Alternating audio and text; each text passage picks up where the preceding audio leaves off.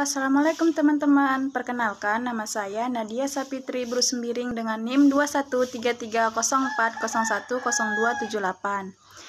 Saya jurusan Ekonomi Akuntansi semester 2 tahun ajaran 2021-2022 di Universitas Prima Indonesia.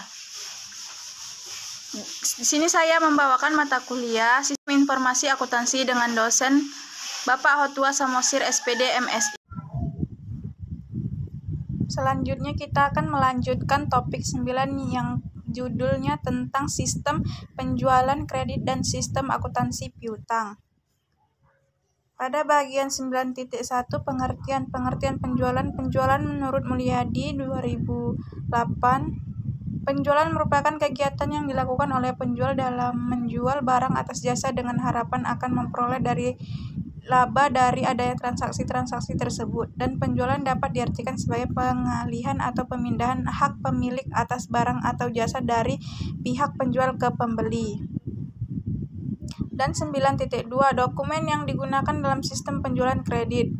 Sistem akuntansi. Dokumen yang digunakan dalam sistem akuntansi penjualan kredit terdapat 4 macam, yaitu sebagai berikut. 1. Surat order pengiriman dan tembusan kredit. Kedua, faktur dan tembusannya. Ketiga, rekapitulasi harga pokok penjualan. Rekapitulasi harga pokok penjualan merupakan dokumentasi mendukung yang digunakan untuk menghitung total harga pokok produk yang dijual dalam periode akuntansi tersebut. 4. Bukti memorial. Bukti memorial merupakan dokumen sumber untuk dasar pencatatan dalam jurnal umum. Selanjutnya, 9.3 catatan akuntansi yang digunakan. Menurut Mulyadi, catatan akuntansi terdapat 5 jenis yang digunakan, yaitu sebagai berikut. 1. Jurnal penjualan. Jurnal penjualan digunakan untuk mencatat transaksi penjualan baik penjualan tunai maupun kredit. Kedua, kartu piutang. Catatan akuntansi ini merupakan buku pembantu yang berisi mutasi piutang perusahaan kepada tiap debiturnya. 3. Kartu persediaan.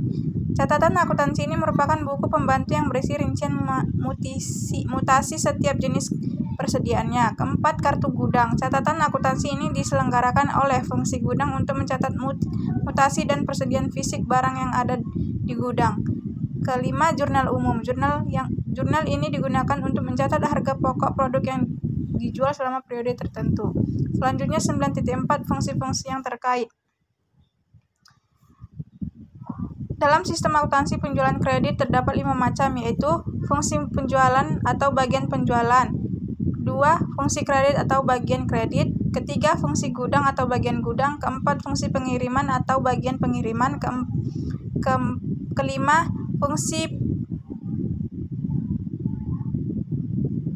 Fungsi penagihan atau bagian penagihan. 5. Fungsi akuntansi atau bagian akuntansi.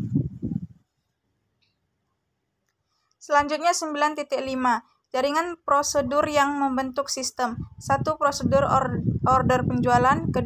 Prosedur persetujuan kredit. 3. Prosedur pengiriman. 4. Prosedur penagihan. 5. Prosedur pencatatan piutang. 6. Prosedur distribusi penjualan. 7. Prosedur pencatatan beban pokok penjualan. Selanjutnya 9.6 unsur pengendalian internal. Untuk merancang unsur-unsur pengendalian internal yang diterapkan dalam sistem penjualan kredit, unsur pokok sistem pengendalian internal yang terdiri dari organisasi sistem, otorisasi, dan prosedur pencatatan dan praktik yang sehat dapat dirinci lebih lanjut sebagai berikut. 1. Yaitu organisasi. A. Fungsi penjualan harus terpisah dari fungsi kredit. B. Fungsi akuntansi harus terpisah dari fungsi penjualan dan fungsi kredit. C. Fungsi akuntansi harus terpisah dari fungsi kas. D. Transaksi penjualan kredit harus dilaksanakan oleh fungsi penjualan, fungsi kredit, fungsi pengiriman, fungsi penagihan, dan fungsi akuntansi. Sistem otorisasi dan prosedur pencatatan. A. Penerimaan order dari pembeli. B. Persetujuan pemberian kredit diberikan oleh fungsi kredit dengan membubuhkan tanda tangan. C. Pengiriman barang kepada pelanggan. D. Penetapan harga jual, syarat penjualan, syarat. E. Terjadinya piutang di otoritas oleh fungsi penagihan. F. Pencatatan ke dalam kartu piutang dan ke dalam jurnal penjualan. G. Pencatatan terjadinya piutang. Praktik yang sehat. A. Surat order pengiriman bernomor urut tercetak dalam pemakaiannya. B. Faktur penjualan bernomor urut tercetak dan pemakaiannya. C. Secara periodik fungsi akuntansi mengirimkan pernyataan piutang kepada setiap debitur. D. Secara periodik diadakan rekonsiliasi kartu piutang dengan akun kontrol piutang dalam buku besar. Selanjutnya 9.7 metode pencatatan piutang. Pencatatan piutang dapat dilakukan dengan salah satu dari metode berikut. 1. Metode konvensional yang mempengaruhi 1. Transaksi penjualan kredit, 2. Transaksi retur penjualan, 3. Transaksi penerimaan kas dan piutang, 4. Transaksi penghapusan piutang. 2. Metode posting langsung. Metode ini digolongkan ke dalam kartu piutang dengan tulisan tangan. Tulisan tangan jurnal hanya menunjukkan jumlah total harian saja atau tidak rinci. Dalam metode ini, faktur penjualan yang merupakan dasar untuk mencatat timbulnya piutang diposting langsung setiap harus rencana rinci ke dalam kartu piutang.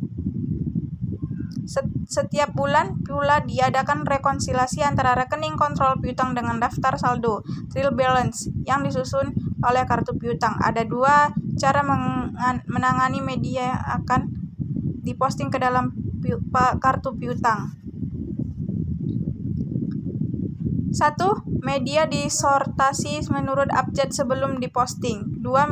Media diposting ke dalam kartu piutang. 2. Posting langsung ke dalam kartu piutang dalam pernyataan piutang. Kedua berfungsi sebagai kartu piutang. B. Metode posting periodik. 1. Posting tertunda. 2. Penagihan bersiklus. Dilakukan kegiatan posting yang meliputi posting media yang dikumpulkan selama sebulan tersebut dalam persyaratan piutang dan kartu piutang. 2. Mencatat transaksi, mencatat dan menghitung saldo kartu piutang. Ketiga, metode pencatatan tanpa buku pembantu.